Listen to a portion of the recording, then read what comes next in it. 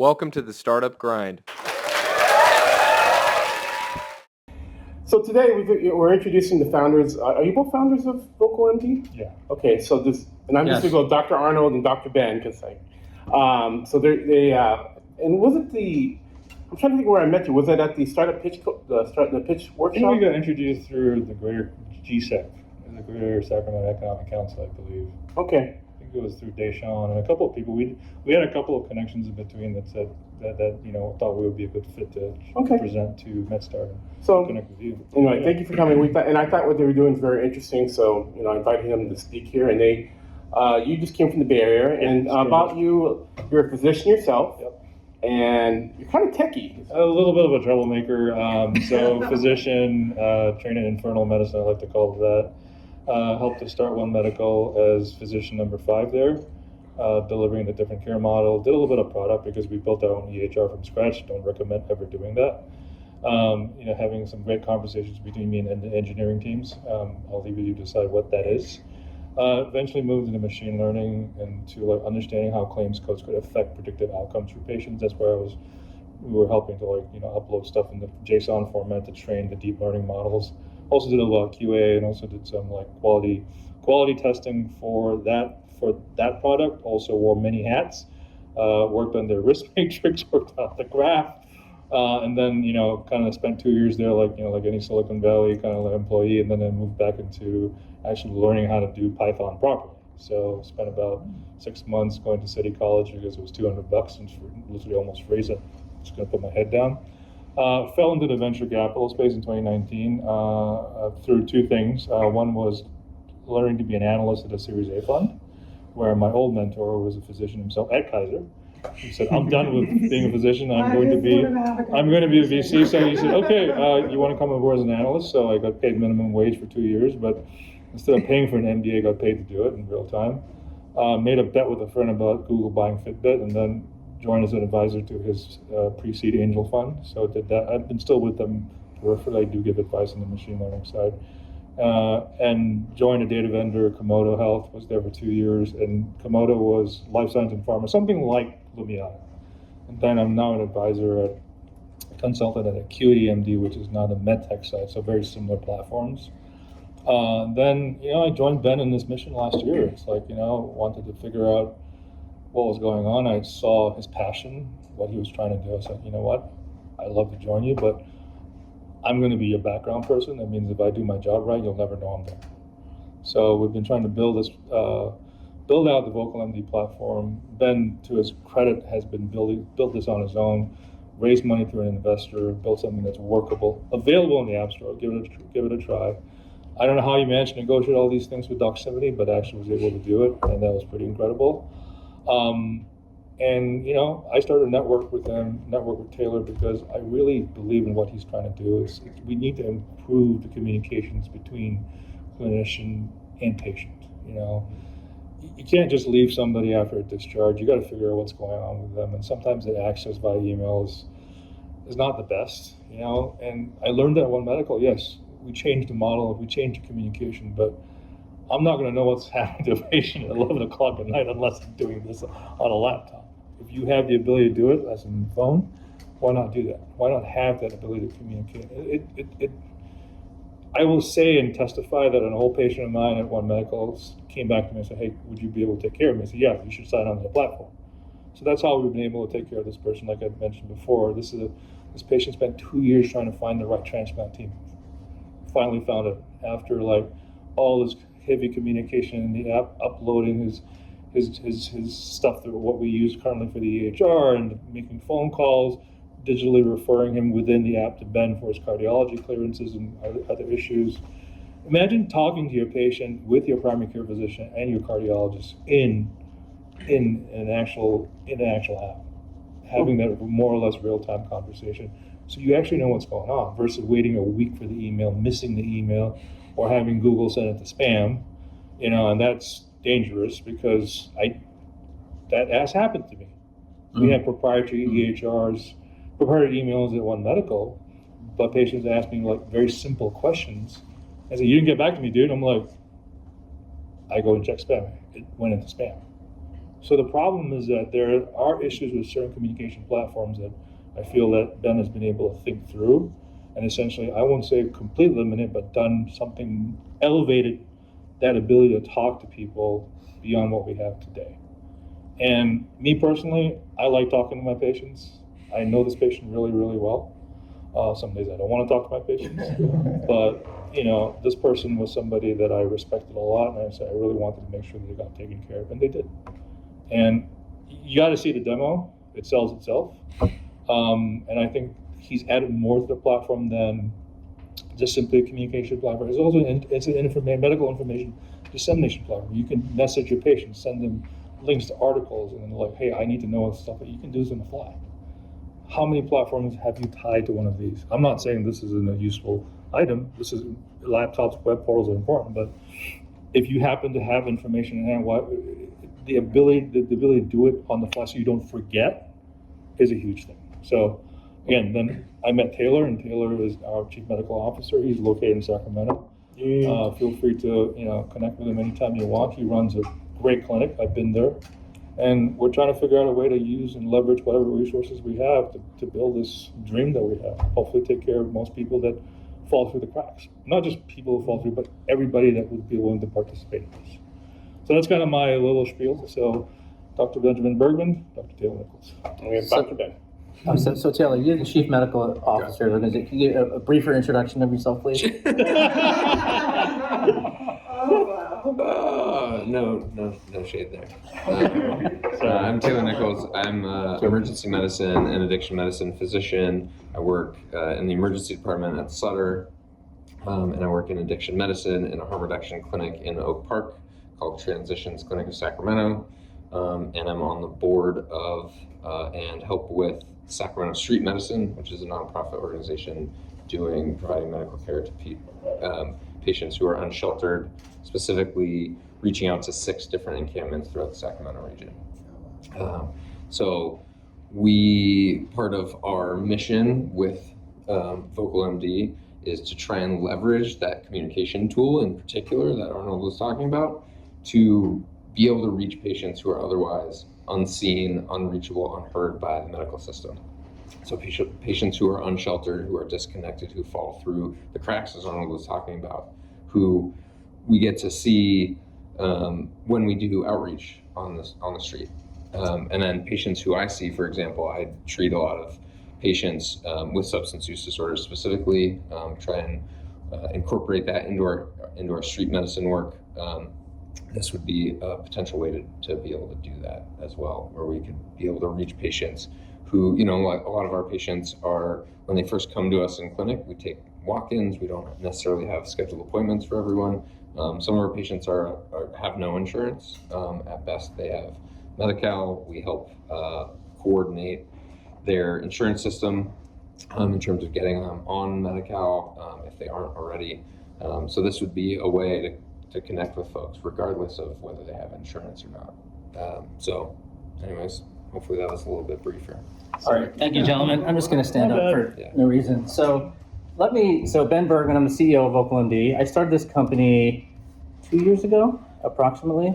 Let me try to tell you the story of why I put money into building an app for healthcare, the problems I was trying to solve, and how I got here.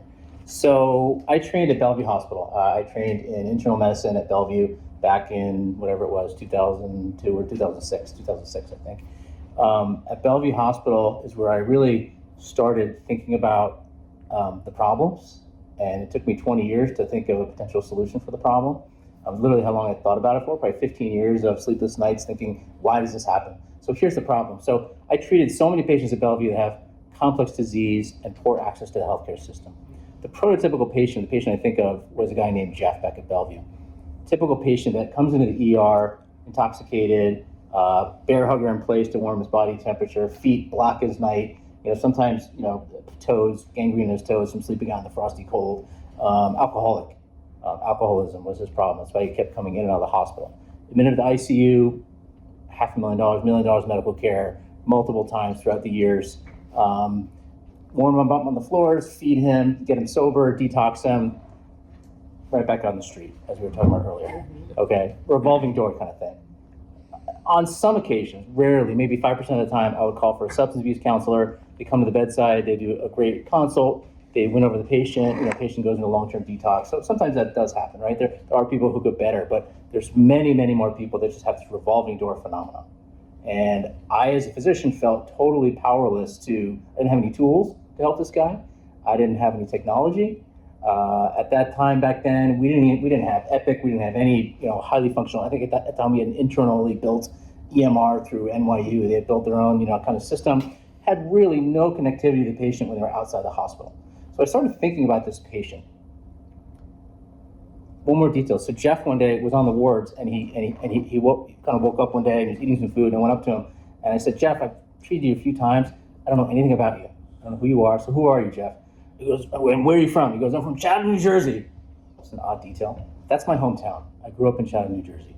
And there are no people like Jeff in Chatham, New Jersey. All of a sudden, a light kind of went off in my head, and I realized that these patients grow up in our communities, right? They're normal, they're neighbors, they're normal people, right? You don't get a person sleeping on the sidewalk in a city, New York or Sacramento. They weren't born. They didn't come out of the womb like that, right? They started somewhere, right? And they went through a journey. There was some problems at home. There was emotional problems. There was depression. There was alcoholism. There was loss of job. Whatever it was. There was an insult to this person, and they had so many levels of lack of access to medical care that just built up over the years, and eventually they're sleeping on the grate, on a piece of cardboard on the street in New York City and getting a revolving door phenomenon at Bellevue Hospital. So I thought about that problem for 15 years, and it really bothered me. I then started my first startup, which was a COVID sanitization machine, and it just failed epically, just crash and burn. It was just a horrible project, wasted a couple $100,000 of my money. So that's how I learned how to start startups, okay? I then began thinking back about Jeff, and I wanted to try to find a way to give Jeff as much possible medical care and ongoing, almost constant medical care as I possibly could. I thought I want to try and solve that problem. I didn't know how to do it. I really didn't know where to start. I didn't know if it was through whatever it was. So I thought about back during my residency. I remember that this company called Doximity had come out. So raise your hand if you're familiar with Doximity, because not everybody is. Okay, so only about half the people. Okay, so Doximity, think of Doximity like LinkedIn, but only for physicians, okay? And not for social media purposes, but it's really for physicians to communicate with other physicians. And then what Doximity does, they build digital tools for physicians. They have they have a GPT on there. They have messaging. They have telemedicine tools. So free virtual communication tools with patients, free for doctors. How they make money is through advertisements. So they basically do pharma ad. They host a platform like LinkedIn, and they sell pharma ads and other ads to physicians. And they make $500 million a year doing that. They're one of the biggest, most successful digital health companies. Doximity came out when I was a resident, I believe. I remember all this excitement, people running around, sign up on this, and I thought it was the greatest thing ever. I thought when I was at Bellevue, and I was just meeting people like Jeff, I thought this was technology, Doximity, that was going to be, that awesome communication technology, and maybe even a universal medical record, something people could carry, right, along with them. It didn't turn into that. Doximity turned into something completely different. Doximity is a marketing platform, selling ads. So around that time, after my first startup had failed, I was feeling frustrated, and I thought about the past 15 years, and I actually called Doximity. And I said, the only way I see this problem getting better is if people have sort of a single medical record they can carry with them all the time, that has full physician chatting and interoperability with any physician you need, and patients can basically access this source anytime they need help. And then physicians can also, once a patient has an account, physicians can reach the patient. It's not just patient to physician, it's physician to patient communication, bidirectional. I'm sorry, how do you get around HIPAA? Because it's the patient that agrees to let the record out there in the universe and everyone. HIPAA is a very specific law. HIPAA has a lot of stipulations to it, but basically, you have to have your staff or your company trained in the laws of HIPAA. That's what, everybody has to agree that this information is not for public release. So there's no HIPAA, if a patient's consenting to you, as long as the data is kept secure, and stored in a secure way. So, you can't just release the data or sell the data without patient's approval. So, HIPAA, so what was your concern about HIPAA? Well, because today, of course, it was Saturday, they said that stealing medical records, information about patient is the #1 pain for information on the Black web. So that's why when you said that, I thought about that. how do you address that kind of, and you're. Oh yeah, Go ahead, I I'm mean, sorry, that's AWS's job, but it's also just a corporate compliance job within any company, right? You have to train your staff on how to be compliant, and obviously you have to keep secure records and maintain security and all that stuff. So there's no HIPAA violation. Yeah, if I could just make a comment. So I actually talked about HIPAA at our last MedStart meeting. If they're an app and they're not a business associate of a covered entity, they actually have no HIPAA obligations. Now, that doesn't mean that That's what I was asking, like, how does that work? they don't have any HIPAA obligations. However, there are going to be FTC, Federal Trade Commission obligations to maintain security. So the balance is basically, if you're doing what's best for the patient, it's going to be fine, right? So to his point, if AWS is managing security on that point, that's a big part of it. But the other part of it is having procedures within the company that you're making sure that people aren't doing inappropriate things. So it's not a HIPAA issue unless they're a business associate of a covered entity, but it's still, you want to maintain patient privacy in an appropriate and secure way. The individual physicians on the app, whatever entity that they're with, they are a HIPAA responsible entity, right? So the individual physicians have to be responsible for maintaining the patient confidentiality, but the app itself is not. So this is where it kind of depends. So Right. then, if you are Depends on- contracted with physicians who are Right. part of an entity or whatever, and you have a business associate agreement, then you are covered by whatever's in your business associate agreement. Right. So HIPAA's complicated, but Yeah, I was curious. Yeah. We're gonna do that. So I went to Doximity and I said that the only way I see people having long-term stable universal sources of their medical record was using a universal physician account. Okay, and they I told the same story to them, and they said, we agree with you. We've had similar chats about building something similar. They gave me the secure encryption keys to their single sign-on. So any physician in the country, that's 1.3 million physicians, and it's 2.5 million allied healthcare workers. So RNs, social workers, licensed practical nurses, anybody who has a degree essentially can get a Doximity account. So Doximity accounts are imperfect, okay? They're not, it's not the same as having physician credentials, okay? It's not something that is as sort of regulated or secure as, let's say, a Microsoft logon to your modern hospital, right? It's kind of like somewhere in between. So any physician can get one. They actually already maintain the account on all the physicians, and so they have accounts on everybody, like 99% of people or something. Approximately 90% of those people actually have opened an account and use an account. So approximately 90% of all healthcare workers, 4 million healthcare workers, can log into my app today and initiate and get access to a platform that allows them to communicate with patients. So, and they gave it to me at no cost. I don't know why. I believe that I'm the only physician in the country that has that tool. I feel sort of very lucky, very honored to have that tool. And the only thing I could think of to do with it was to use it to build a app that would allow physicians to communicate with patients, store some medical records on the patients, implement FHIR technology, FHIR. And please raise your hand if you know what FHIR is. Oh, okay. All right. So the next piece of story is that, and I'll go through the pitch deck in some detail a little bit. So FHIR stands for Fast Healthcare Interoperability Resources. Did I get that right? Okay. Please correct me, because I bet you're more knowledgeable about this than I am. FHIR became a interoperability standard roughly a year ago. It's been out for a number of years, but it's basically designed by computer programmers to be kind of the ultimate in communicating a medical record in a standard computer language. It's not a computer language, but it's an interoperability language where essentially most of the details, most of the information in your chart, name, date of birth, labs, medication list, even things as like status of a medication. In other words, have you been ordered a medication, actively taking a medication discontinued, past medical history, all kinds of details are stored in a standard format. The reason we needed a standard format because there have been EMR wars back and forth about different medical record communication technologies, HLA7 amongst others, that have really prevented EMR companies from sharing medical records. There's just it's like two different languages, neither speak the same language, and it's hard to share records. It's hard to create one universal chart when you can't combine the record into one universal chart. That's been going on for 25 years, and it's created fragmentation in the medical record system. FHIR was made a standard approximately a year ago. I don't remember exactly when. It's been a little while, but Yeah. you can think of FHIR as an envelope, right? You're sending data from one place to another, and you have different kinds of envelopes for different kinds of data. Correct. But the real regulation was that the sort of the new development of FHIR was that every EMR system had to allow it fairly extremely rapidly Okay, so this was and a openly. Right, this was a regulation through ONC, Office of National Coordinator, passed, Yes. created a regulation that you need to use the FHIR APIs if you're going to do interoperability.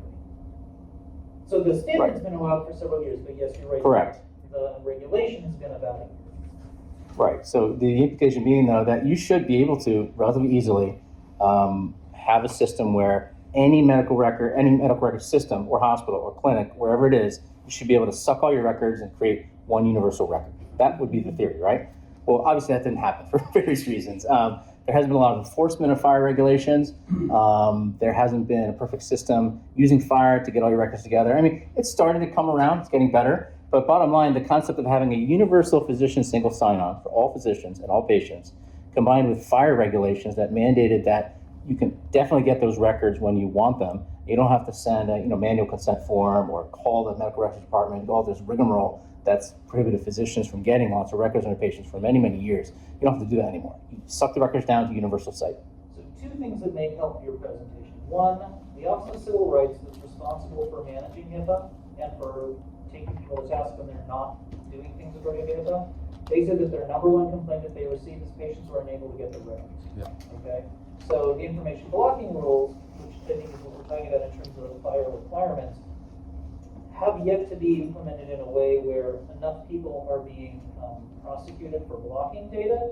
So I think that as that moves forward, it will make your life easier, but I would not be surprised, and it'll be interesting to hear how you have addressed this.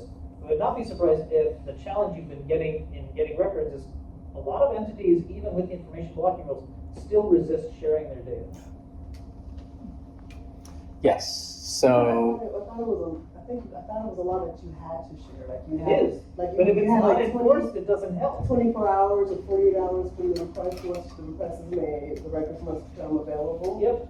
And the patient has to be the one that picks that record up, or doctor Well, office has to so there's requires it. physical and then there's digital, Right. right? So there are Yeah. different Yeah. regulations for paper versus digital. Right. I know. I'm just saying. I just was trying to Yes, think in my head right. about the regulations Yes, on that. right. No, Okay, go ahead. I'm sorry. you can always get the records through paper or fax. I mean, that Yeah, can that's what I'm happen, saying, but there's a right. lot of friction in doing that. You And can't when do you it have an now. acutely ill patient right in front of you in the ER, you think they're having a brain bleed or something like that. Like, you don't have time to go send a fax and call medical records. So this is supposed to be like immediate. I mean, I'm saying you want your FHIR records. 15 seconds later, you should have all your records.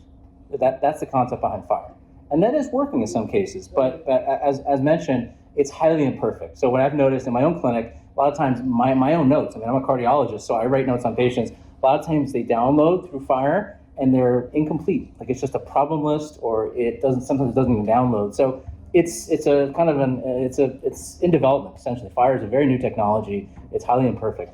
Epic, what we experienced when we integrated an Epic's FHIR system was they have this lovely way of exposing to the patient. So the patient, the way it works in our app is that the patient actually logged into Epic inside my app. Like they use their Epic logon, their MyChart login, to gather their records, and they dump them into my app. Epic puts up this disgusting looking blocker. It's a big red sign, flashing lights. It says, warning, warning, warning, somebody's stealing your data. I mean, that literally is what they do. And, rather than, kind of partnering with companies and making it seem like a secure, mandatory process, they fill with friction. And they put these warnings up to the patient that it makes it appear as if I'm stealing their data. It's really weird. I don't know how to explain it, but that's what happens. What's that? Yes. Yes. So because they're actually violating the law with it. So that gets us to where, so I built this app, put a few of my friends on it, put my mom on it, and I started managing their healthcare. And it's where I realized that I thought I had built something really kind of magical, right? I had the ability to really communicate with patients unlimited. I didn't have to schedule office visits with these people. I can, but I don't have to. I can do televisits with them whenever they need it, whenever I want it, or whenever it seems that they need it. And I can communicate ongoing with patients in ways that I'd never done before as a physician. It's everything I wanted. It was then that I realized that I had to bring the product back to Jeff. my homeless patient. So what am I going to do for Jeff? So when I start thinking about that problem, I start thinking that I think we really need to change a regulation, honestly, in this country. And we'll get back to the product in a minute. But so what does Jeff need? Why does Jeff keep coming in and out of the hospital? Jeff has some personal traits that are not conducive to medical care, right? He abuses alcohol, he's irresponsible, he's prone to anxiety, and doesn't take care of himself the way other people do. Physicians are extremely familiar with those types of problems, as Taylor could probably speak to. But if we can't capture Jeff, we can't get Jeff onto our phone or in our clinics, then there's not much we can do for Jeff. If we simply wait for Jeff to deteriorate and develop alcoholic cirrhosis, get hospitalized, or liver failure and get hospitalized, or catastrophic illness, living on the street and get hospitalized, we're using the hospital as a catchment tool for Jeff. So that's where I think a regulation that changes that location of catchment for someone like Jeff should be either a shelter. Jeff should be enrolled in a full spectrum virtual care program in a shelter, or through police on the street can enroll Jeff in a digital health program, or through the ER.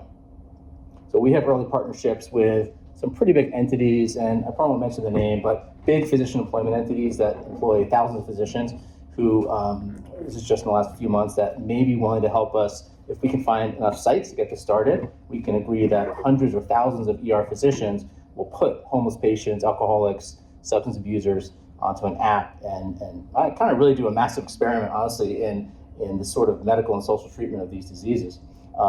At some point, we probably would have to do a randomized controlled trial if it grows more significantly, because it will be kind of a different form of treatment than the current standard of care. But for now, we hope that we can initiate this in a couple small sites, one in northern New Jersey and hopefully one in California, San Francisco or Sacramento.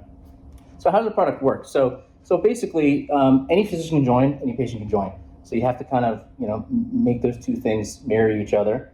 And then I have sort of agreed to donate the use of the product to any homeless person. That's 800 to 1 million homeless people in the whole country. So we're donating that as a service to those patients.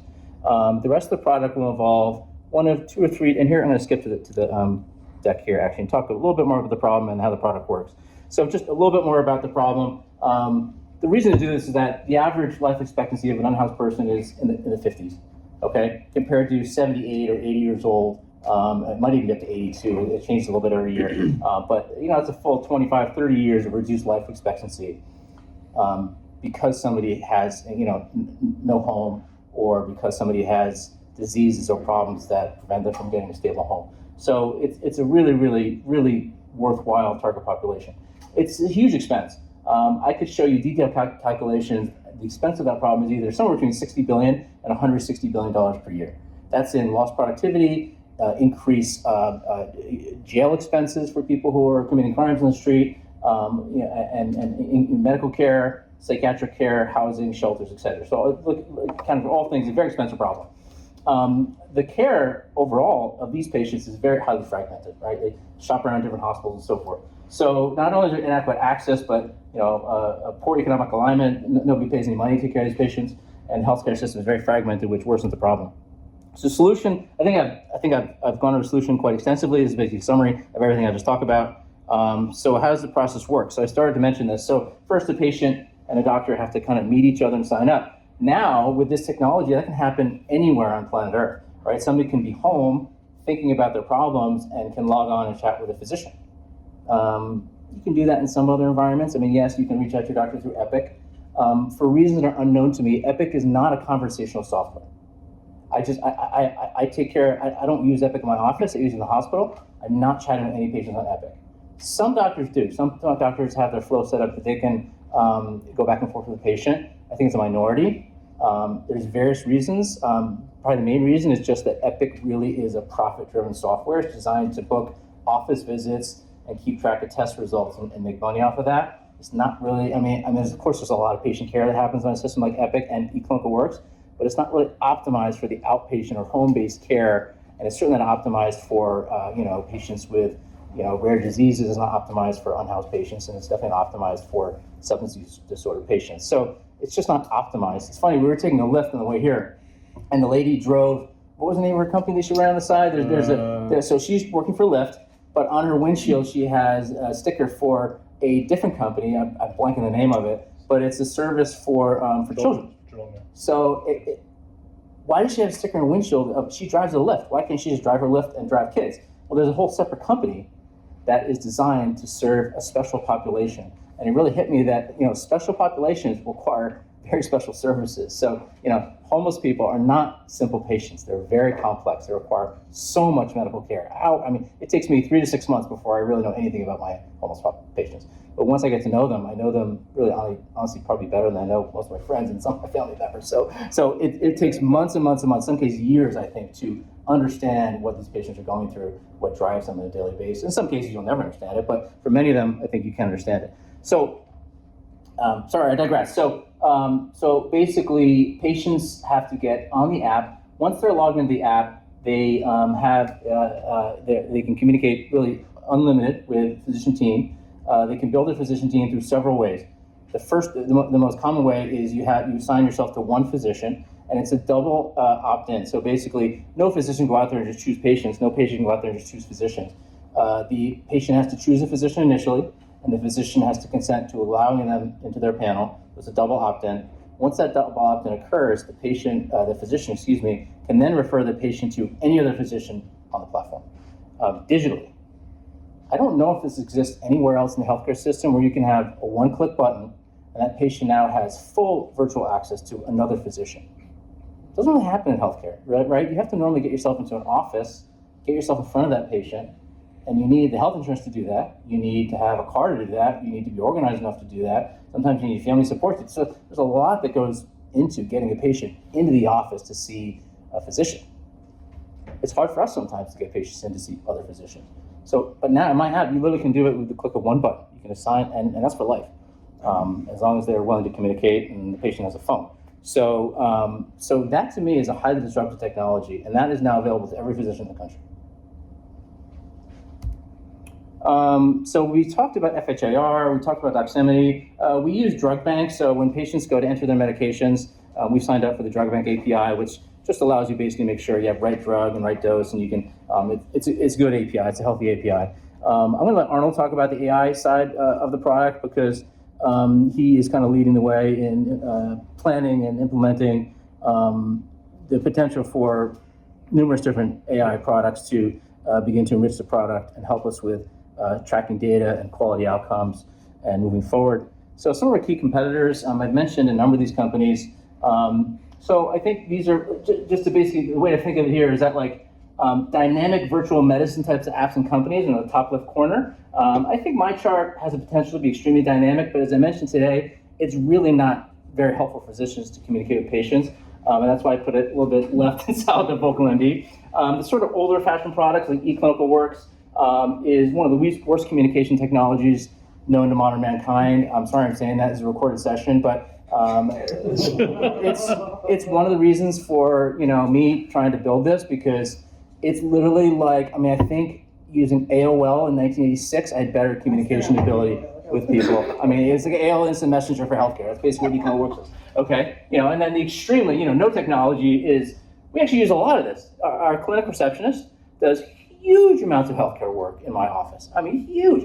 They're answering the phone all day long and triaging patients. So there's a strong role for the clinic receptionist and a medical assistant and nurses, all of whom we train extensively over decades to do this work, but it's just really, doesn't really help people who are at home, and it doesn't help people who are not coming to the office. And then of course, armies of healthcare workers are obviously, not really competing them, but we work with them. Teladoc, Teladoc is doing some of this.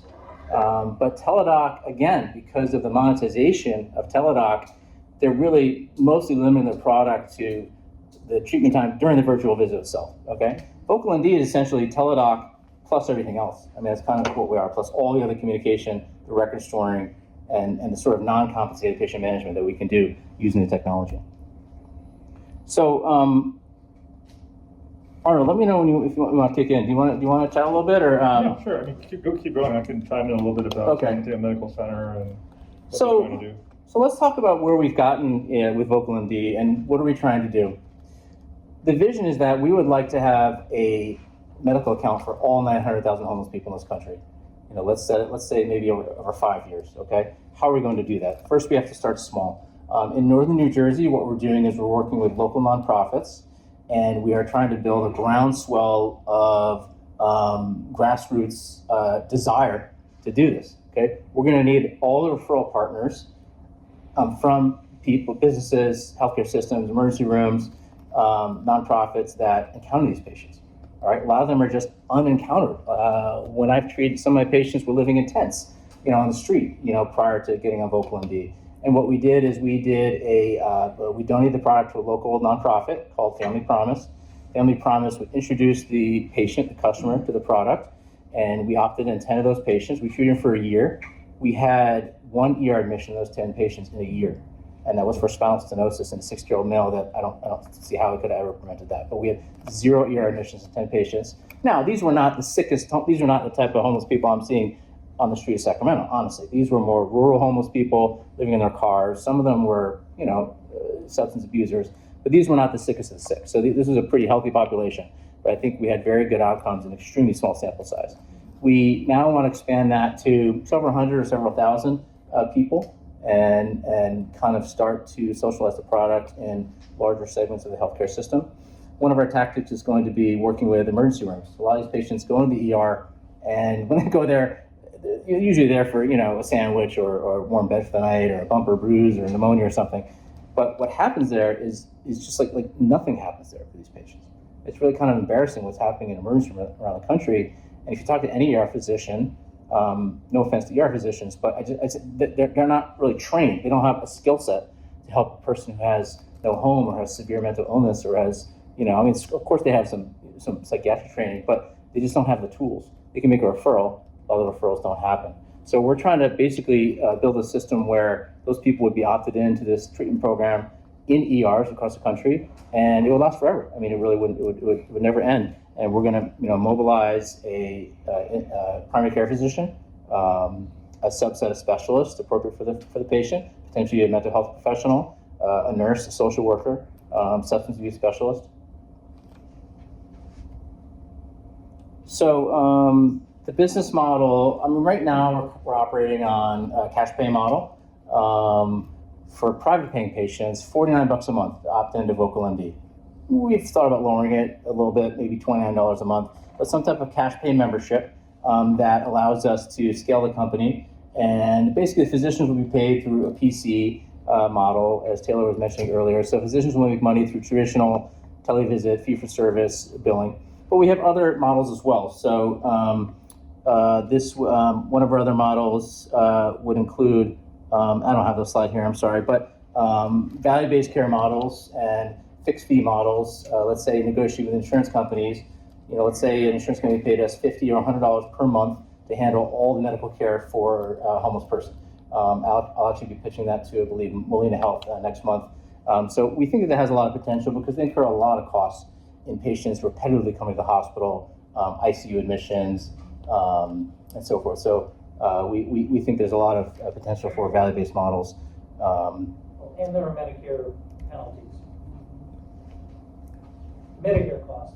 If you don't reach a certain level and have too many readmissions, there's a Medicare penalty you have to pay to the government. Yes, of course, yes. We talked to a system recently here in California, and they were interested, and they said that they reviewed their data. So there's it's called MIPS. There's a standard system of assessing a certain outcome. Then you get paid additional monies based on that outcome. It's called a MIPS system. I'm blanking what that stands for. Medicare Incentive Payment System or something like that. So they looked at their data. So when a patient with substance abuse disorder comes to the ER, you're supposed to track the percentage of those patients that gets hooked up with a long-term treatment program at 14 days. That data is tracked. They were doing pretty poorly, and when I presented this to them, they said, it looks like we're losing about $6 million per year just because we're not getting enough patients in. So we're trying to increase that number, dramatically. We don't have any data on how much we can increase it, but we think we can increase it dramatically. And there's a lot of money at risk, and we think that could be one of our avenues to market. So I think that's about the end of the presentation. I'm going to maybe just turn it over to Arnold to maybe talk about some of the AI initiatives that he wants to pursue and anything else, and let me know if you have any questions. So it's essentially, every platform has to have some form of analytics back end. And I've been exploring the idea of using agentic AI to kind of, use for the data capture and data analysis and have faster throughput. So the idea is to also, in other words, make it a little cheaper to do it than the traditional method of looking at a spreadsheet. And I think we have the technology now to do that. And I've been talking to that company called the Agentic, and maybe we'll be able to form some kind of partnership later down the road to actually pull them on board. So that's one aspect of it. The other aspect is there other agentic workflow automation we can put into the back end too, and then we're going to explore that as we start ramping it up bit by bit. So we're planning this roll on phases from the AI side. So that's kind of what I'm looking at from the technology perspective. And that's one of my roles at the company. So there you go. When I present this to health, I represented this to CEO of Atlantic Health, which is in northern New Jersey, $4 billion healthcare system. And I was there with the head of the venture studio there. He's a venture capitalist. And they said, Ben, this is great, but he said, but you're about 6 to 12 months too late. We already have all these AI companies that are going to do all this work. Thank you for laughing. So, yeah, I mean, I think to earn the trust, and Taylor could probably speak to this extensively, to earn the trust of somebody who's been living unhoused and substance abusers is, I think, 100% a human skill. Artificial intelligence can do a lot, right? I've heard stories of people, dating an AI, person online. I've heard of, all kinds of, sex products where people are dating AI bots. So I think AI does have the ability to get into the human psyche and can do a lot with relationships. But I've also heard negatives. I've heard ChatGPT. Has made the news about. I think it told one patient to, go ahead and jump off that bridge. So the hallucinations are a huge problem and a huge trust earning problem. So I want to build a product that lets physicians or enables physicians to solve this problem. I know it's a big ask, but you got to start somewhere. And I honestly think we're off to a pretty good start. So I'm not putting my faith in AI solving this problem anytime soon. I just had a quick question. Those efficiencies probably is in Sacramento is probably one of the best resources to go down there and talk to those executives down there. But my question is, how would someone that's unhoused or who are living on the street access this app when they can't get a phone? So how does that work? I'm just curious. So in our pilot studies, we raised money and donated cell phones, and we had very high retention rates. I only had one phone diversion in a year, so I was pretty happy with that. But again, it was a slightly healthier population, and we might have higher diversion rates in sicker populations. I don't know, you say they can't get a phone. California is one of the phones where they can still get the Obama phones, is it not? Or is that over? I thought it was one of the only remaining states. So I think of what it was that you had to have an address, or and then you had to have that's it laughable. mailed.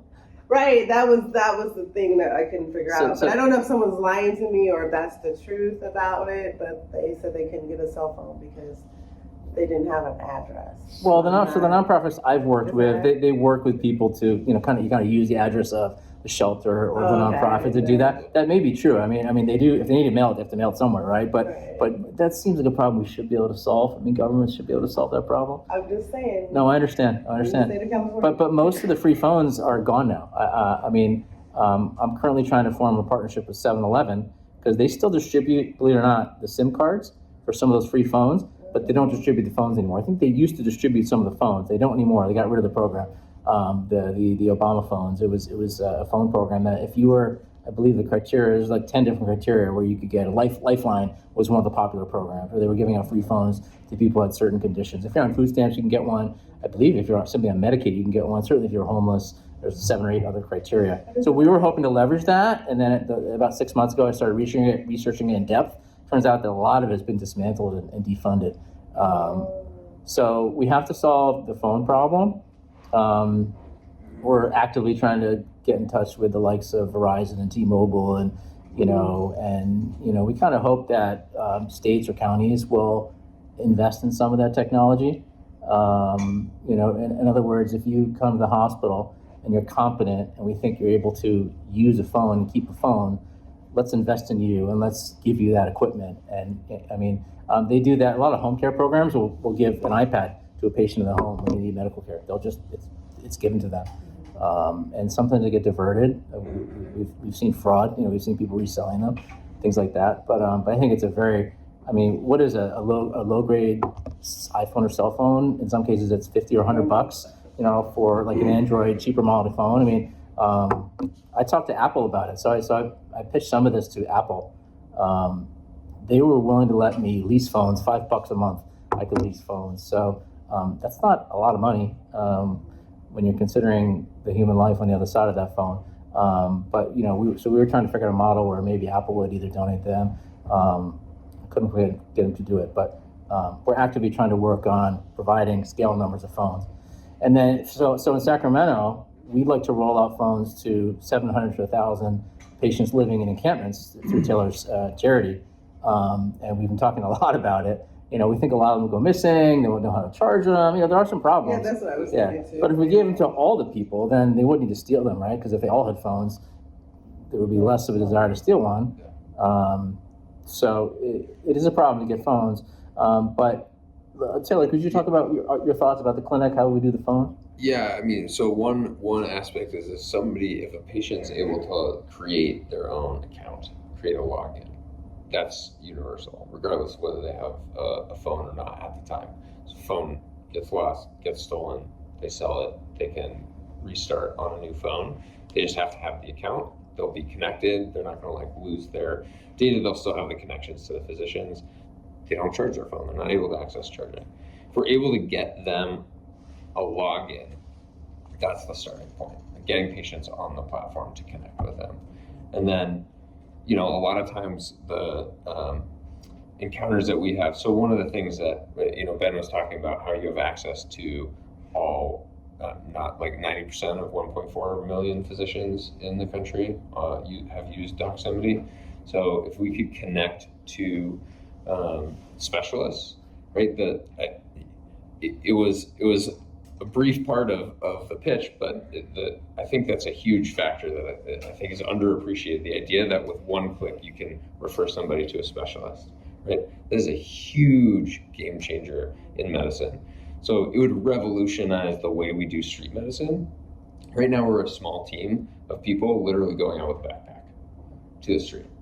Imagine if we had an iPad.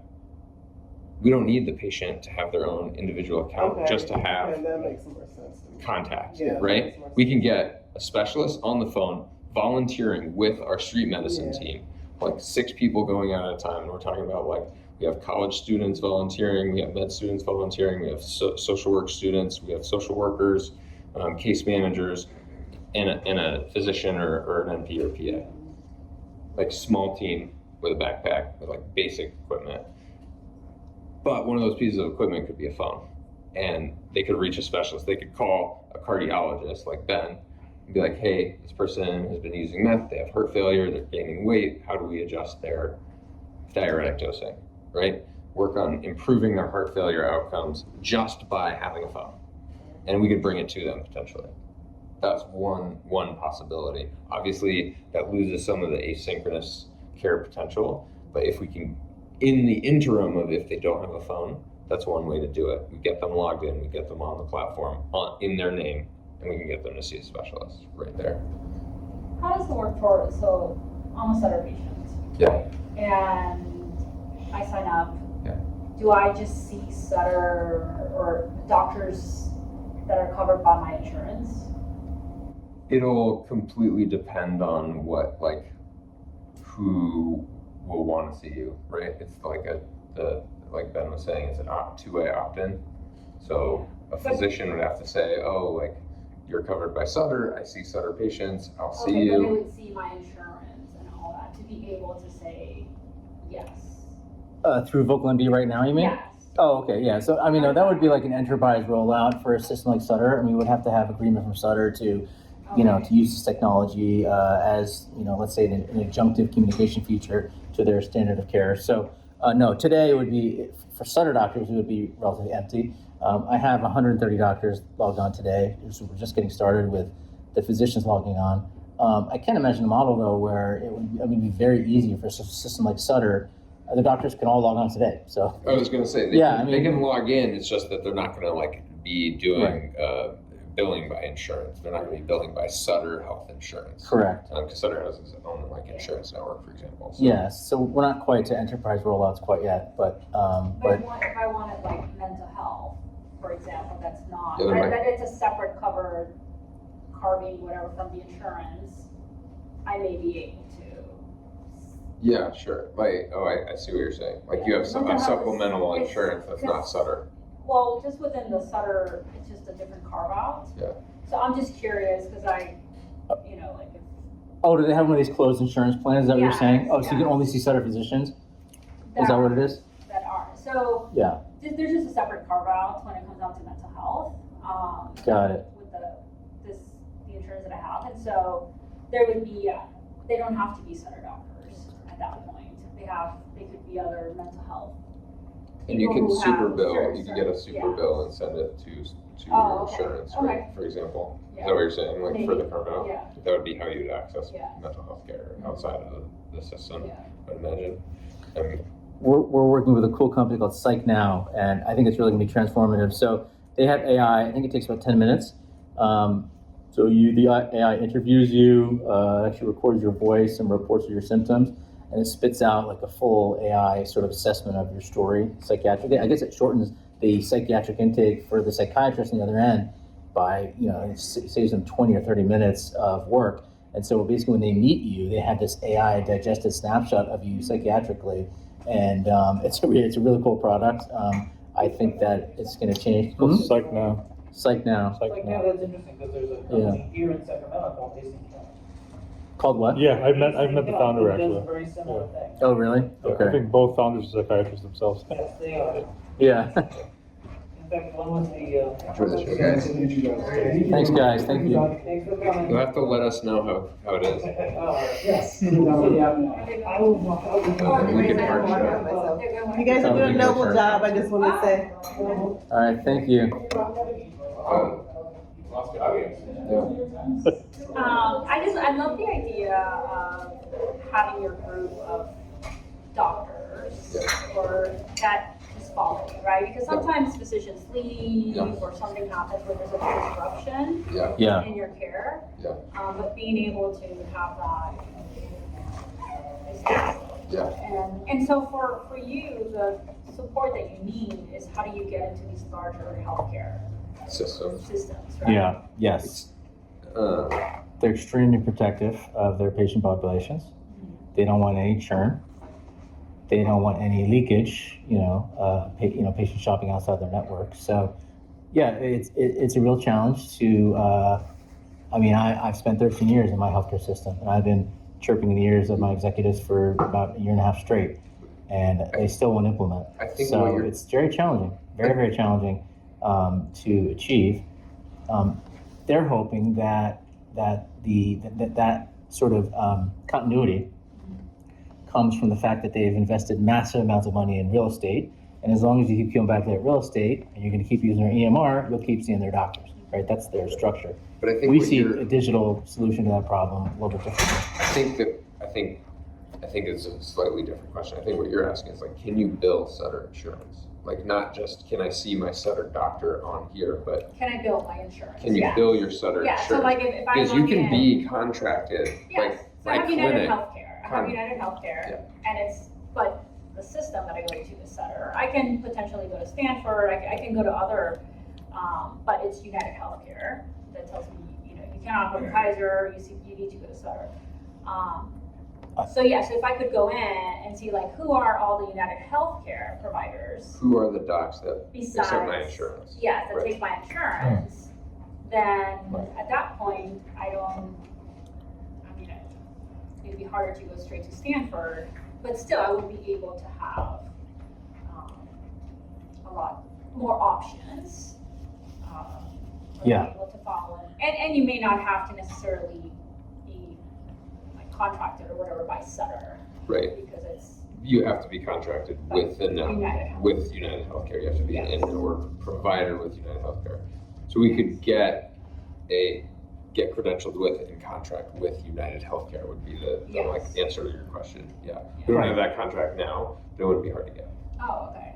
So Oh, I see. No, but she's talking about a closed plan, though. Closed plans are a little bit mysterious to me. She's not. She's talking about United Healthcare. Yeah. Specifically. She happens to go to Sutter. Oh. Okay. Because in my clearly. card, so in my card it says like Sutter. So But like that's their preferred. I think it's a closed private plan. My system has a plan. It's called Better Health, and like my office is right across the street from the hospital. And I'm a private cardiologist. I'm not hospital employed. Okay. And like, there's anybody who's on that Better Health plan, they can only go to Atlantic Health cardiologists. Everybody else is out of network, and so they don't come to us. And I don't even know why that exists. I don't understand that. I mean, in my opinion, like I don't think that should exist, right? Like, Yeah. like. But in terms of Sutter, I mean, Sutter also has its own health plan. But like my clinic has a contract with Sutter, for example, and United and Aetna. So you can do that. It's just a question of, I guess, some of the nuance. Like if you are in this specific closed plan, if there are no other cardiologists that contract with your, I mean, then you have a limited network. But that comes down to like how, If I can abstract out the Yeah. point, I think that the model would need to look at insurance coverage in order for most patients to benefit. I think Right. that's the broader message. Right. Right.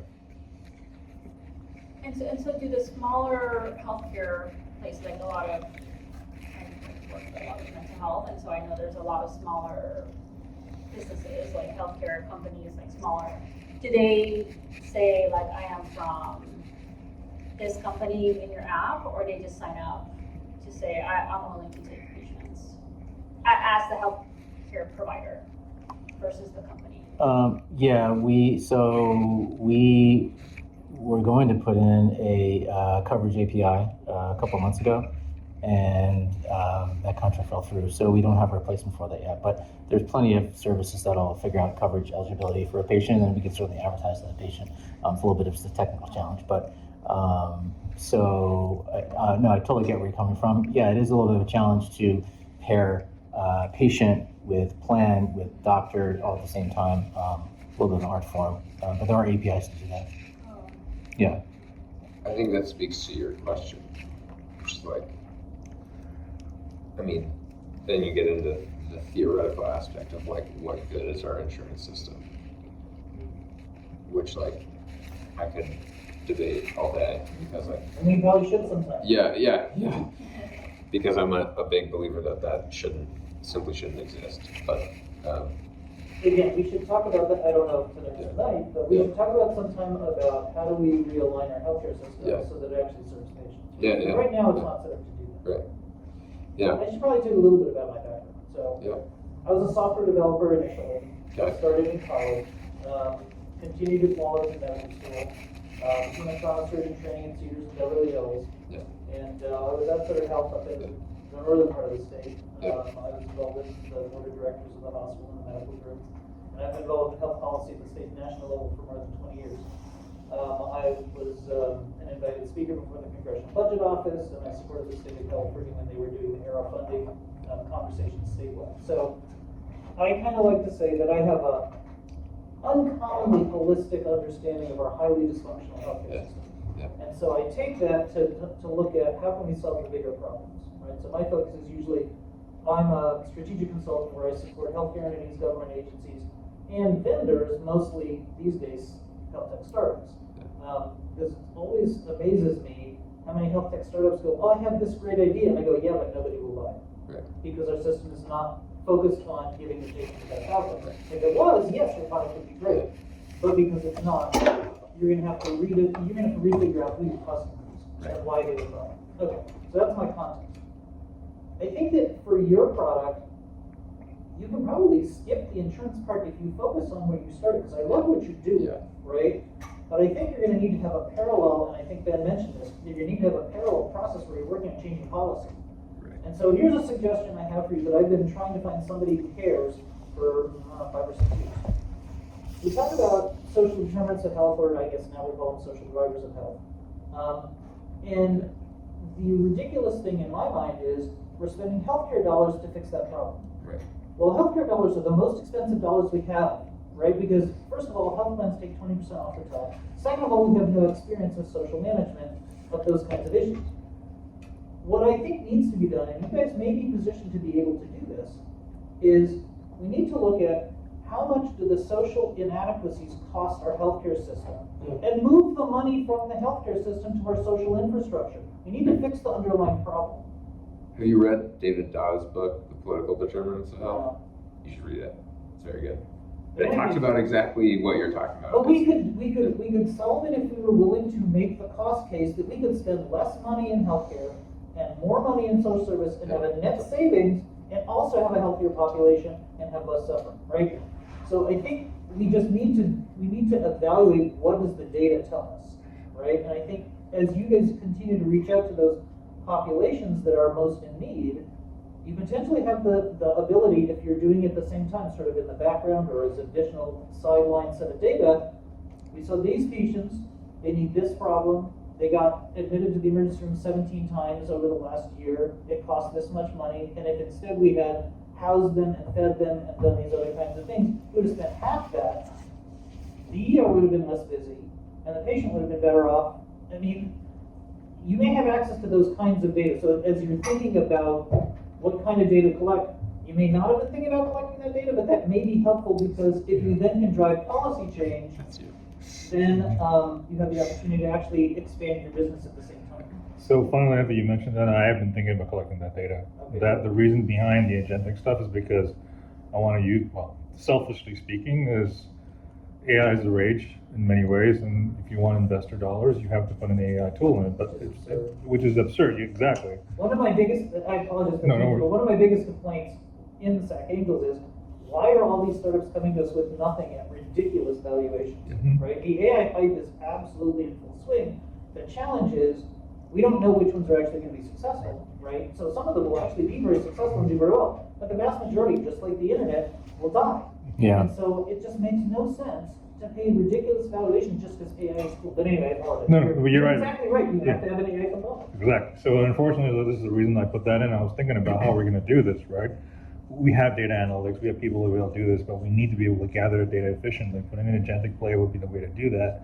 And the social determinants of health will prove through a data-driven strategy that this is, if we address these, this will bring down costs and improve outcomes in the long run. Right. I think it's one of those. You make everything costly. Right. You can't really argue with facts and numbers in front of your face, especially to a finance person. Right? We live in a society today where people do that all the time. It drives me crazy. So I mean, look at, for example, again, as a tangent, Sure. just look at the things we're talking about at the FDA about COVID. Oh, God. Over 1 billion people have had the COVID vaccine. What the hell are they talking about childhood deaths? That's the most ridiculous thing. So, to your point, you can show people the data and they can still not believe it. Exactly.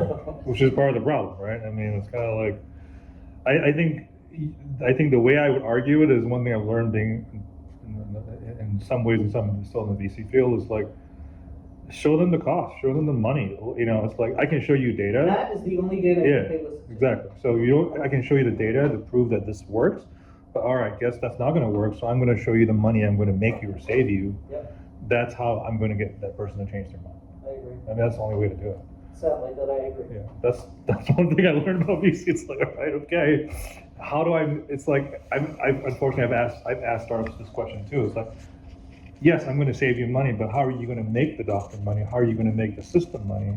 How are you going to make people on the other end money? It's not just about cost savings. It's about generating the revenue that people are looking for. So that's to your point. It's like not only do you show them the savings, but follow the money, unfortunately.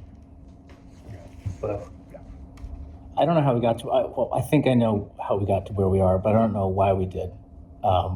Currently, with 450 healthcare corporations running most of healthcare in this country and huge monopolies of EMRs, Epic, being incredibly valuable. How do they... How do you explain that if you want to talk about that? Well, I think I know how we got where we are. I've been chatting with Jacob Ryder, who's part of this Clinicians with VC. He was one of the regulators. He was there 2012, 2014. Do you know Jacob? I don't know if he remembers me, but I know him. Oh, okay. At one point, we were going to kind of co-write like some kind of expose or article in the newspaper about how this happened. And I think he feels a little bit bad about it, but I think what he was challenged with back when we didn't have big, EMRs back in the early 2000s, even 2010. But that's when it started. That's when it started. They just weren't used as much. Oh, sure. Okay, fine. Think about it. But Think about it this way. Think about it this way. The EHR vendor process. So, and I guess I should also say, when I was in my residency, I actually programmed in EHR, and at the time I said, "There's no market for this, so I'm not going to waste my time on it." And that was right when I did that in 1990. But there were EHR vendors. I mean, Judy at Epic, she started in the early 80s. And so she was selling it, and then through her partnership with Kaiser basically built out Epic and left Epic all the IP. And so I want to say it's maybe late 90s where we had EHR vendors that were actually selling to companies. It's just they were so terrible, nobody wanted to buy one, and there was no financial incentive to do so. And then we had ERA, right, the American Recovery and Reinvestment Act, which included the Affordable Care Act and all those other things that ultimately led to $38 billion that we spent on EHRs. And I have a editorial somewhere posted online talking about it, and it was picked up by some magazine, I don't remember which one, basically saying this was wrong because what we focused on was, we need to digitalize our data, not we need to make healthcare better. And so what we got was digitalized data and worse healthcare. And that was not interoperable or operationalized. So it's interesting that there was a part of the legislation that was about interoperability. Yeah, In fact, what I worked with the state on was how do we get the $38 million that we get from that. So I was heading the finance committee for the state when we wrote the proposal to get the money. But when we were doing that process, one of the things we did was estimate how much money do we need to make the state interoperable. At the time, our estimate was $2 billion. So of course, $38 million, yes, it included interoperability, but with no significant impact possible. But the reason we gave like these regulatory keys to these EMR companies, at least Jacob tells me, because there are all kinds of companies submitting their their products, they're reviewing them, and a lot of them were just low quality. He said a lot of them honestly were dangerous. Like if you couldn't keep an accurate medication list, you couldn't document the allergies, like you might kill people.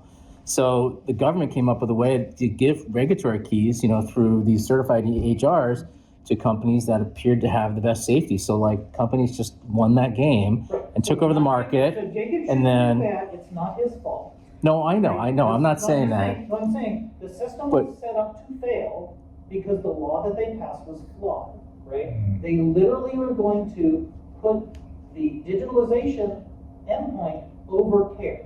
And that's why you had so many products that were terrible, and because there were penalties for healthcare entities that did not implement an EHR, we basically got an oligopoly of EHRs out of that law.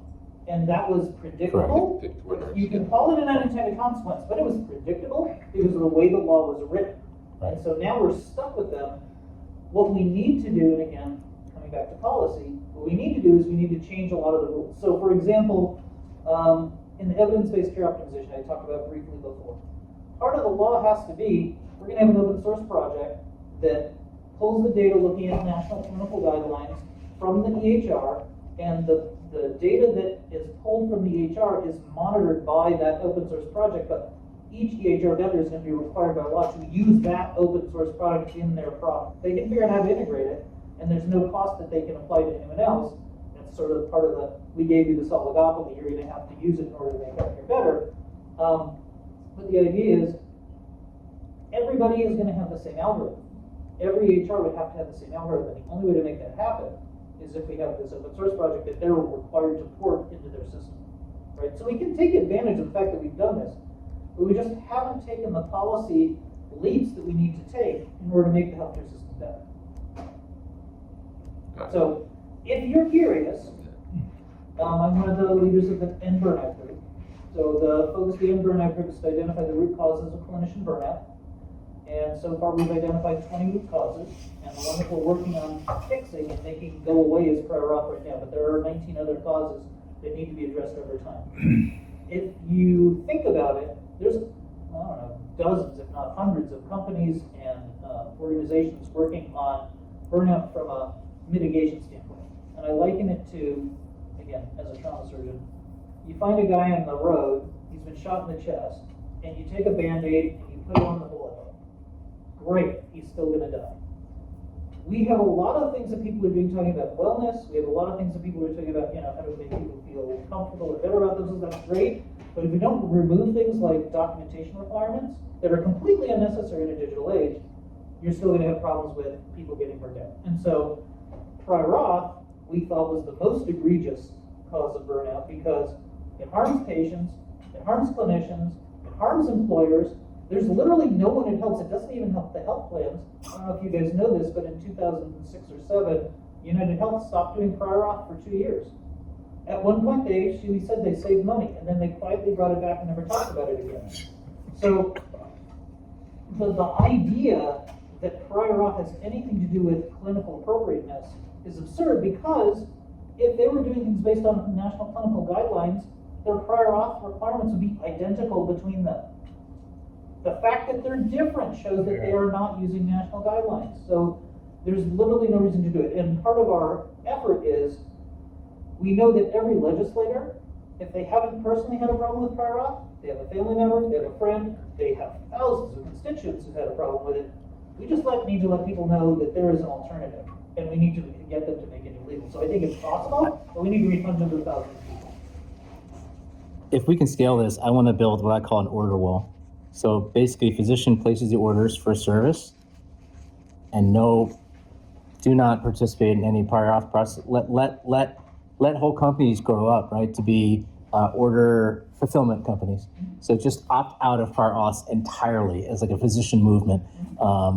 It would be ugly at first, right? It would just be heinous. It would be like a market solution, right? So let a company go out there and charge a service to get your MRI approved, or let a company go out there and figure out how to get you, your gallbladder surgery, whatever it is. Because I agree, it's a huge cause of burnout, and it is dangerous in many cases. And so I don't know. What do you think about just a digital order wall? Not dissimilar to, have you heard of Photon? Photon is doing something similar for prescriptions. So the whole system of prescriptions has been just as manipulated as our procedural orders. When you order prescription, think about SureScripts essentially has that entire digital flow of prescriptions. Many of those get denied or refused, or you get a letter in the mail, whatever. So that whole system's been totally manipulated. Photon is making a prescription, essentially a digital packet that goes direct from physician directly to patient. So basically it goes to your phone, you have that prescription. You can then shop it, you can shop it on Amazon or Walmart, whatever pharmacy, and you can then, the patient then takes it to whatever source they want and fulfills it. So that type of process where you turn an order into just pay for it out of pocket then, because their insurance isn't necessarily going to cover it? They can do, it's just a marketized prescription that is digitally controlled, not by SureScripts, but by the patient's cell phone. So they're growing. It's a great company. I think Clinicians of VC actually, or Scrub Capital, invested in them. So similar process for procedural orders, right? Let the patient take a procedural order. They have it under their digital possession. They can fill it wherever the heck they want to fulfill it. Cash. You've seen the difference between MRI cash pay, $250 to $400, versus $4,000 through insurance company. Why not? A lot of people just want to pay the $400, or let companies get in the business of working around the prior auth morass. So I just think we should opt out entirely. Just opt out. And it would be ugly. To do that, but it also increases the disparities, right? Because we can actually afford that, right? If you think about it, the average American has $400 in their savings. Right. What was the organization that you said you were working with? End Burnout Group. Yeah. Is it who heads that up? Well, I'm one of the leaders. There's 4 of us. Or actually, there's 6. Actually, Rich is one of them now. Who? Website guy. Have you heard of Medicine Forward? Oh. It's through Gabe Charnow and Eric Topol. I know Total lives in San Diego, Yeah. I know he was involved with End Burnout. He sent me an End Burnout t-shirt. Really? Yeah. Because it's interesting, because most of the people we have talked to are working on mitigation efforts. They're not working on ending root causes. So it'd be interesting to connect with them and find out if they're actually looking at ending root causes. Yeah. I wrote an op-ed in MedPage today about the fact that it's not burnout. What's not burnout? Burnout in medicine is not consistent with burnout in any other industry. And it's its own specific entity. It's a systems-based trauma that is not consistent with the actual Maslach's actual definition of burnout from 1983. Okay. It's I'll have to read that. multi-layered. If you look it up, it's called the healthcare workforce is traumatized. Okay. I think a large part of it. We also have a med page on Echo, so if you wanted to see. I'll look it up. on that too. I think a large part of it is actually the pressure for short office visits, in my opinion. Yep. Yeah. When I was a kid, I went to the doctor a lot because my brother had cancer. I distinctly remember standing, my brother, my mother, and me, my mother handing over a $200 check, just cash, to the doctor. And I remember the visits were long with my doctor. He was a very thorough, old-fashioned medicine doctor, did every physical exam thing on the book to you. There were long visits. I hated them because they were long, like 30, 45, 60 minutes. So $200, right? I mean, that payment is, in the 1980s, I did the math behind it. It's about a 350% loss. If you convert that $200 to $225, it's a 3.5. We would have to make about $750 in that similar payment today. So that's just like a 300 or 350% increase, or loss in inflation. And I'm not an economist, but basically, I think we've solved that problem. We've taken our pay has actually declined over the years, and we have not kept up with inflation. I think we're seeing at least 2 to 3, maybe even 3.5 as many patients per hour as physicians did many years ago. Yep. So it's that pressure to do good quality work and keep up, Well, but that's make the problem. make less. Well, it's our problem. We've created our own problem, right? No, I don't think we have. Well, we've taken the rates. I mean, we could just opt out of certain insurances, but I mean, it's not that simple. Again, it comes back to the money over healthcare, right? Because when you have a model where the outcomes don't matter, and negotiating leverage with health plans is the most important thing, then getting bigger is what makes you more money. And so what's happened, I mean, you can see the data everywhere. What's happened is smaller practices have struggled, even if their care outcomes were better, and have merged into bigger ones that have been bought by private equity or been merged into hospital health systems. Or AC. And so you lose control.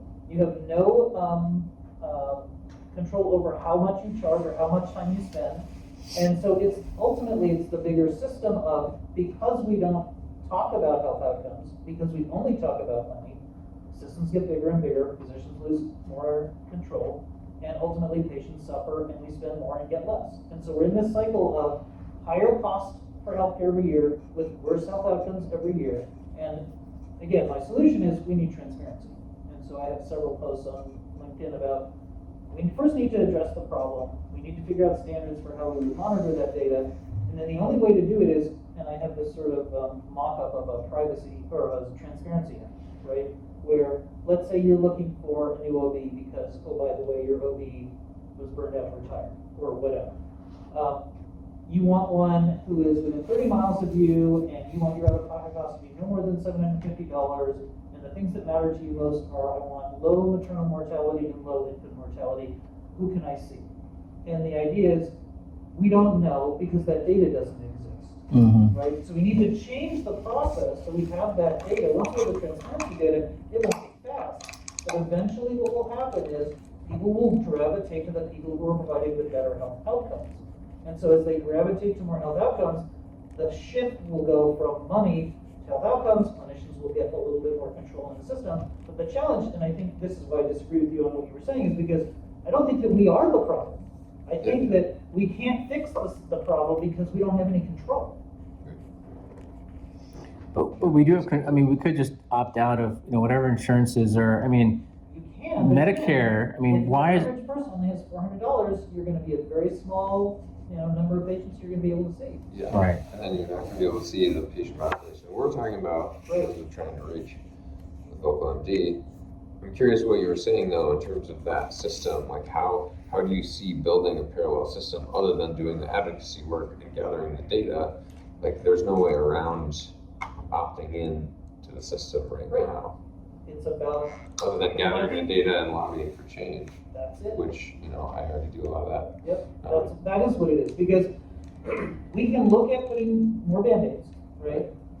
We can, there's a lot of ways to make technology try and create some Band-Aids for some of our major systemic problems, but they're only going to get us so far, right? If we don't fix the underlying root causes, you're still going to leave a whole lot of people out of the solution because there's just only so much that the Band-Aids can do. And so I lead various efforts on how do we make systemic change, right? And so like I said, you can only focus on one at a time because it's a lot of work, and right now we're focused on getting FHIR up. But I think that there's opportunities to deal with the social drivers of health too. I don't personally have time to deal with that right now, but I can help guide a path for that, right? And I think that you guys may be better positioned to start working on that than I am. Is there a way? Yeah, sorry, go ahead. No, in New Jersey at least, the League of Women Voters local branch has kind of taken us on.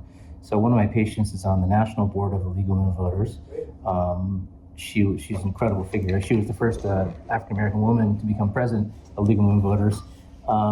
After talking about this with her for about a year, she just realized that, I'm on a mission to do something, and they've kind of, they're starting to support us. So we're hosting a roundtable next month. They've invited like some 100 nonprofit companies. Mayor of the town is coming, Chief of Police is coming. The goal, at least stage one, is to just agree that all of these nonprofits, we want just a groundswell of grassroots support, that something needs to be done. Of course, I'm a proponent that we put all the patients in the county. There's a few hundred homeless people. It's a small rural county. Morristown, New Jersey is a much bigger area. New York City has 60,000 people in shelters every night, 200,000 people on the street. That would be, phase 3, 4, 5. But to fix one county, to have a universal software system where all the patients are accounted for, we have the data, we know who they are, we have all the nonprofits aligned, we have social worker from one nonprofit using the same software as, a housing specialist from another, as a food and shelter expert from another, so we're all communicating. So League of Women Voters supports me in that. They have 700 branches nationwide. It's a 100-year-old nonprofit with tons of political connections. Unfortunately, where we hit a wall, there's going to be an election in New Jersey in November 4th or something like that. If the Republican candidate becomes governor, they're just like, it's all just going to go up in flames. There's not going to be anything we can do politically. If Mikey Sherrill becomes governor, they think that we can basically just start meeting with her and just form a plan, as long as we have the support of all the nonprofits and a few police commissioners and some mayors. I wouldn't be that discouraged.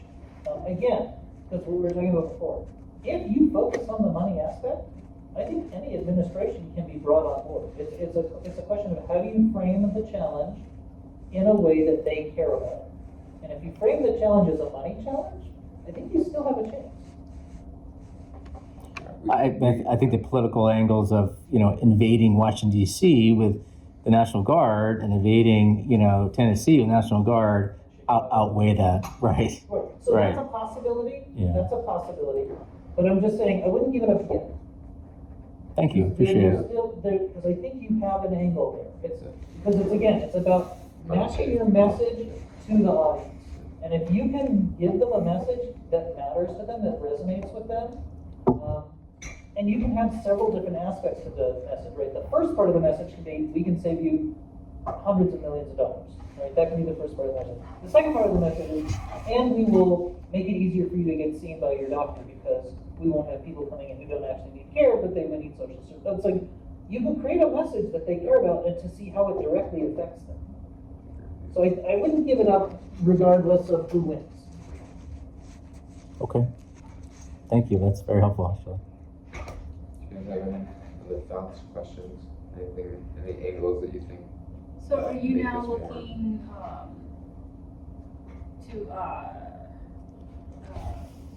to get also more nonprofits to help you out? Is that something, or?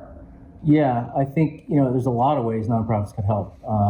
They can be a referral partner, right? These people are hard to access, right? Unless we're, raking the streets with police, and things like that. So the nonprofits are actually really kind of they're like the most responsible entities that take on the most sort of a stakeholder role for these patients.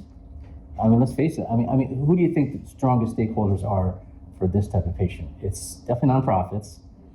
I don't think there's any government entities that are really doing it in a strong way.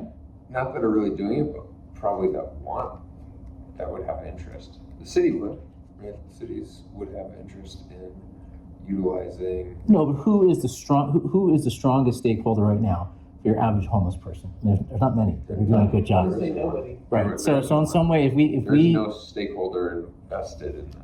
That's the problem. I think we want to become that, we actually want to become that stakeholder digitally, Right. and try to enable physicians to get a lot more levers, financial levers, maybe microloans that we can enable, or enable charities. So just get the patients on a platform and get them under our protective wing. Wouldn't the hospital systems actually benefit if you're able to get them preventative care? Absolutely. Get them out of the ER? yes. Absolutely. It's a huge. You would think so. incentive. You would think so. But again, like, I'm talking to a hospital system that I've talked to almost every executive. So I talked to the CEO, the CMO, the head of behavioral health, the head of social work, like 4 or 5 other executives, and they each have their own reason to not support it. Yep. It's absolutely maddening. So to your point, it's like it's a no-brainer for a hospital system to want to be part of this, because it really would help in many ways the bottom line, the profit margin. This is why I'm putting this in numbers and looking at the finance angle. The issue is, like, we've had some like disinterest. So through Greater Sacramento Economic Council, which has been a very good partner, they've been trying to help us out quite a bit. They've talked to people at Sutter, not really getting a bite. People at UC Davis, not really getting a bite either. So it's not, we're not trying to we're trying to work with people. We're trying to work in a collaborative fashion. We're not looking to Well, so basically, when I work with physicians, you want to be evidence-based, right? Right. You kind of almost need to have a study Yeah. and demonstrate the cost savings, and then but until then, it's just theoretical. So that's one of the reasons why one of the partners that we're trying to work with, we didn't put on the deck.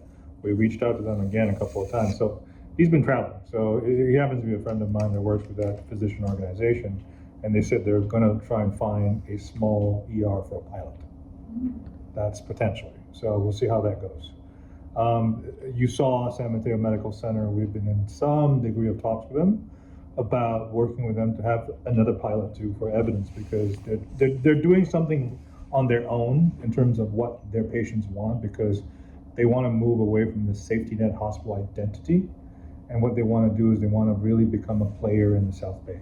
So that's another entity that would be able to do, like to your point, Rich, a small little pilot to show cost savings and stuff like that. So it's 2 potential. So we're crossing our fingers there, but to your point, it's like, ideally speaking, a hospital system partner would be great. I don't know if Kaiser would ever want to do a small pilot, because you never know, right? And huge bias in play as well. I mean, just a small case example. I, through a charity, was advocating for a patient who needed to be admitted to the hospital for detox. And you just, as I started doing this, you realize that when you try to support somebody that the hospital normally doesn't support, you meet so many levels of friction. So from the ER doc is just denying the admission. I had to have the patient come back 3 separate times. I had to literally pre-talk with the ER doctor who I knew was going to be on a shift later that night, and I had to have him agree to admit the patient. 2 other ER docs had just seen this woman who was actively using and detox, was going to withdrawal, wanted to be admitted. They would admit her, just because of bias and a sense of just failed effort. Just nothing's going to work for her, and they just discharged her, even though I had asked them to admit her. So finally, the 3rd one admitted her. The nursing staff was so crass to her, just calling her names. In some cases, they actually weren't giving her appropriate detox medications. I mean, this went through a committee review, and we reported all this stuff. When I first had her come in, I needed an EKG. So I'm the medical director of non-invasive cardiology. I told my staff, just bring her back, do an EKG. She wasn't even checked in. I was like, just do it. I forced them to do it. The looks, the level of just bias. It's a little bit of a conservative county that I work in. So it's huge levels of staff, and I think corporate bias that play subtly into the care of these patients. And so we have to find a way to undo that somehow. We have to find a way to turn them into a regular patient. They're not regular patients. Everybody hates them. Everybody wants to leave the hospital. But that's where the human bias comes in, right?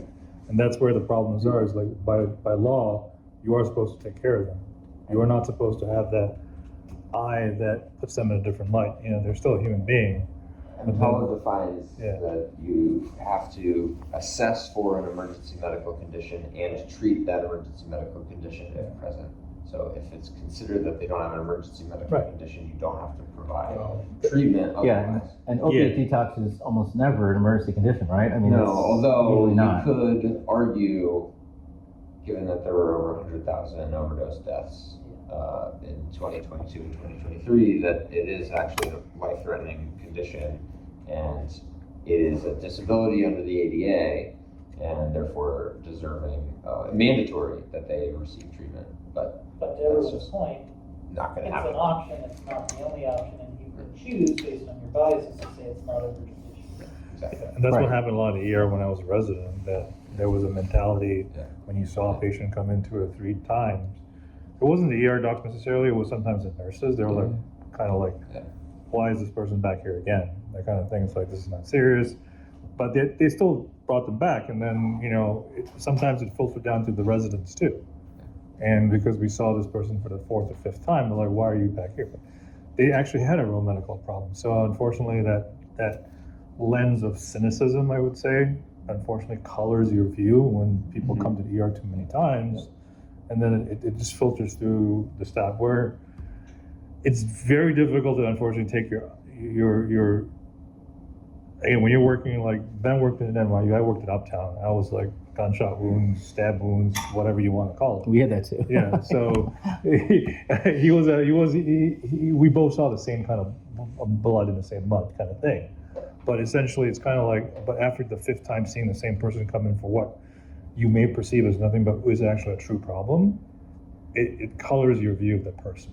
So it's unfortunate because you're tired. You've been on call for like 12 hours as it is. So, and then it just, exactly. So it just hits you one time.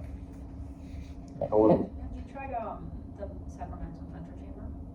No. But that would be good, yeah. I could do So, how can we help you? What are you looking for? Just gonna give it you. We are honestly, $3 million plus introductions to entities that would be willing to, support us. we're looking for When you some. say entities, are you looking for what type of entities? I think, I don't know that I have a distinct answer for you, but for example, GSET, I don't have a list of every economic council in every major city, right?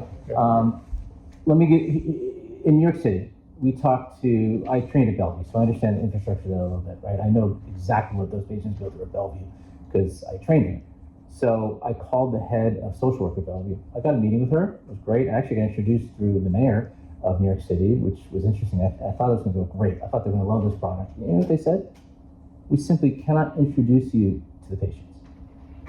They just, it's like I have to become a vendor for the city of New York and go through that. Thank you for laughing. And she even said she's the head of, she's an educated woman. She's the head of social work for 60,000 people every night living in a shelter. She's like, I've thought many, many times, I want a good internist or a good team to come in and take care of them and take responsibility. She admits to the problem 100%. Can't help you, can't do anything for you. I talked to a whole site team at NYU. This was related, a different meeting. Also went through the mayor of New York City, and he got me a meeting with them. I went through different levels of the government, and eventually got this meeting with 6 psychiatrists who run sort of a lot of the care for these patients. And when they heard about my product, they were initially excited, and at the end of the day, you know what they said? They were like, thank you, Ben, but we've got this. You know what we have? We have Epic. That's what they said. Thank you for laughing. And that is 100% true. That was their only response. They had no interest in doing a pilot study, no interest in helping these patients with digital technology, just no interest. Because they think they're doing a great job. And it's like somebody needs to rip that Band-Aid off from them and disrupt the crap out of that whole system. You're like focused on the homeless population, which I think people are. Yeah. What if you focus on a different population that is maybe a little, that's just different? So I was just thinking about women's shelters, like your St. St. John's. Fathers leaves, yeah. Yeah, and they, these are, they probably need, they may have jobs, but they need, they're trying to escape a bad situation. But they probably will need some sort of medical. I do think personally that this is actually a very good solution to be set up because you saw the concept of care pod, right? It's not going to just be like me. It's going to be me, Ben, and the patient. We could have a social worker on there, plus the what do you call this? The physician, the patient, having that conversation in kind of real time. So essentially, what we've set something up to do is to build a communication and apply it kind of a rinse and repeat. homeless is one of the things that we are actually looking to help solve, but we can also apply it, to your point, to women's shelters too, because I think it's a good way to But go. the thing is, you're looking at a very, and when I first talked to you guys, Yeah. it seemed like it was focused on homeless people, but it seems like this could be sort of like, Yeah. can be used for anybody. Yep. I'm gonna have to Yeah, I go. was gonna say, I want to be respectful Yeah. of all of I'm gonna your give you the information. time.